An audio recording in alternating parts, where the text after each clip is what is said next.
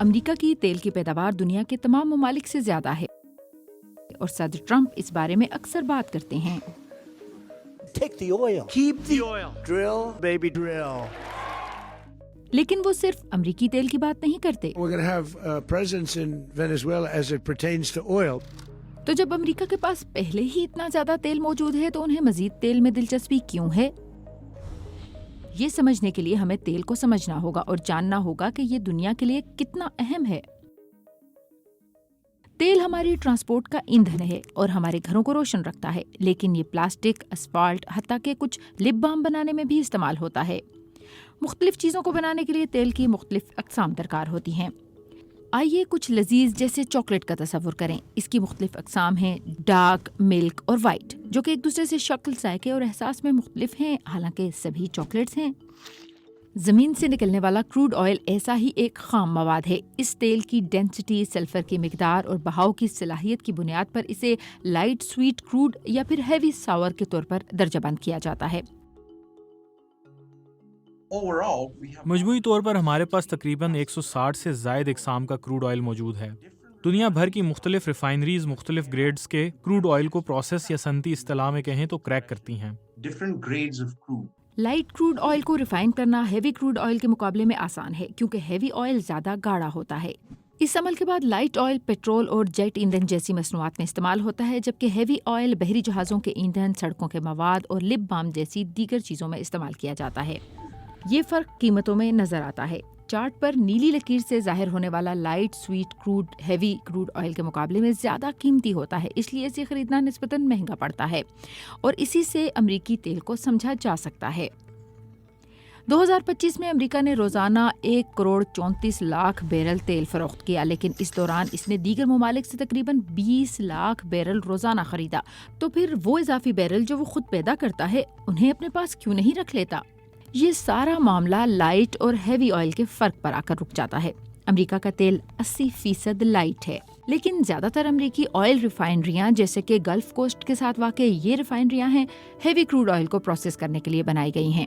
اس کی وجہ یہ ہے کہ 20ویں صدی میں امریکہ کو دستیاب زیادہ تر تیل ہیوی ساور کروڈ آئل تھا، جو لاطینی امریکہ اور کینیڈا سے درآمد کیا جاتا تھا۔ لیکن 2000 کی دہائی کے اوائل میں امریکی تیل کی پیداوار میں ایک زبردست تبدیلی آئی۔ ٹیکنالوجی میں پیش رفت کا مطلب یہ تھا کہ شیل راکس میں موجود لائٹ کروڈ آئل کو اب بڑے پیمانے پر نکالا جا سکتا تھا۔ اس کا مطلب یہ ہے کہ امریکہ کے پاس موجود زیادہ تر تیل اور وہ قسم جسے وہ ریفائن کر سکتا ہے، دونوں میں فرق ہے۔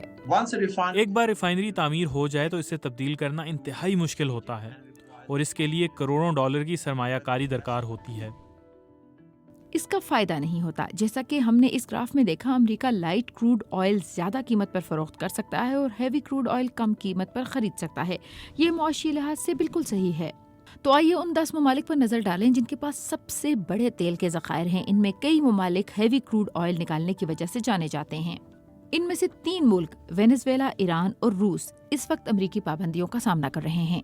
اس کے باوجود وینزویلا سے تھوڑی مقدار میں تیل امریکہ پہنچ گیا۔ اس کی وجہ یہ ہے کہ جب وینزویلا میں تیل دریافت ہوا تو زیادہ تر امریکی کمپنیوں نے اس صنعت کو قائم کرنے میں مدد دی اور یہ تعلق 20ویں صدی کے بیشتر حصے تک جاری رہا، جہاں وہ ہیوی کروڈ آئل نکالتے رہے۔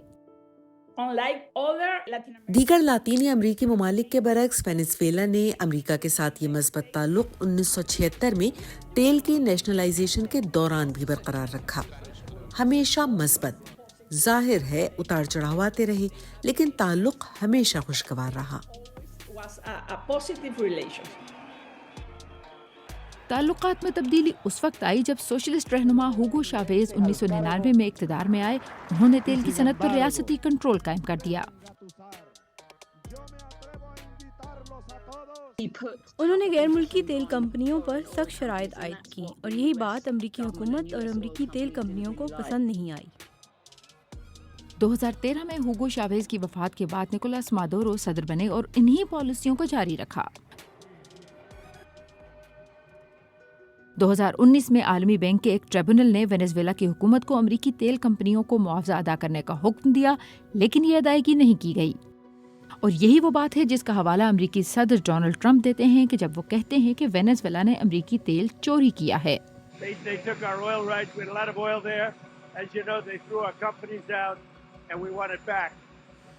वेनेजुएला इन दावों की तरदीद करता है। दोनों ममालिक के दरमियान कशीदगी 2025 के आखिर में उस वक्त बढ़ गई जब अमरीकी फौज ने तेल बरदार जहाज़ों पर कब्जा कर लिया और वेनेजुएला की बंदरगाहों का मुहासरा कर लिया। सदर ट्रंप ने कहा कि ये इक़दाम मंशियात से जुड़ी दहशतगर्दी को ख़त्म करने के लिए किया गया है। 3 जनवरी को अमरीकी फौज ने वेनेजुएला के रहनुमा निकोलस मादुरो और उनकी अहलिया को गिरफ्तार कर लिया। उन्हें मंशियात से मुतल्लिक इल्ज़ामात का सामना करने के लिए अमरीका ले जाया गया। ये हैं सदर ट्रंप की इस मुदाखलत के बाद की गई कुछ बातें। We have the greatest oil companies in the world going and invest billions and billions of dollars and take out money, use that money in Venezuela, and the biggest beneficiary are going to be the people of Venezuela.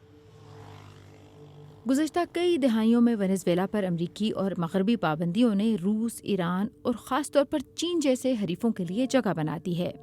चीन न सिर्फ Venezuela का बल्कि जनूबी America के बेशतर ममालिक का एक बहुत अहम तिजारती शराकतदार बन चुका है। ख़ास तौर पर ये खाम माल, तेल, तांबा, सोया और हर किस्म के कुदरती वसाइल खरीदता रहा है। चीन वेनेजुएला का तकरीबन 90% तेल खरीद रहा है और एक अहम तिजारती पार्टनर है, और यही असर रसूख है जिसे ट्रंप इंतजामिया रोकना चाहती है। Well, we want safety there. We want to be surrounded by countries that aren't housing all of our enemies all over the world. जहां तक वेनेजुएला के तेल का ताल्लुक है, हालात तेजी से नहीं बदलेंगे। अगरचे वेनेजुएला के पास सबसे ज्यादा मालूम ज़खायर तकरीबन 303 अरब बैरल मौजूद हैं, लेकिन वो रोजाना 10 लाख बैरल से भी कम बरामद करता है। ऐसा पाबंदियों, फंडिंग की कमी और बदइंतजामी की वजह से है। यकीन कीजिए कि कुछ सूरतों में इंफ्रास्ट्रक्चर को बिल्कुल इब्तिदा से दोबारा तामीर करना पड़ेगा, और वेनेजुएला का खाम तेल काबिल जिक्र मिकदार में आने में 3 से 4 साल का अरसा लग सकता है।